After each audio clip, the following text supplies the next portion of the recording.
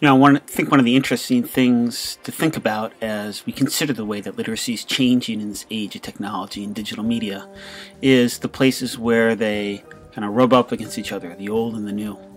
And one of the areas that keeps coming up to me and to my colleagues in my school too is the idea of spelling and what's doing around our expectations around students spelling words correctly in school as opposed to the way they write and spell outside of school. And I was reading an interesting article recently in Wired magazine where the author was exploring this idea of our expectations of spelling and how in the terms of history it's actually a fairly relative new phenomenon that we're expecting that when people write, they're writing words in a certain way.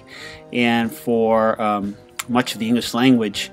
for many years, words were spelled in all sorts of different ways, including people's names. There's even reports of how Shakespeare used to spell his name a couple of different ways.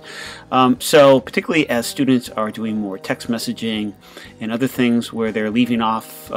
vowels and coming up with shorthand writing and spelling and then bringing that into the classroom, it's a source of both frustration and I guess high interest too about the techniques that they're doing and whether our language will absorb this new way of spelling or not. Right now as a teacher, when my colleagues, it gets very frustrating to me. We really have to talk about audience around spelling, about who you're writing for,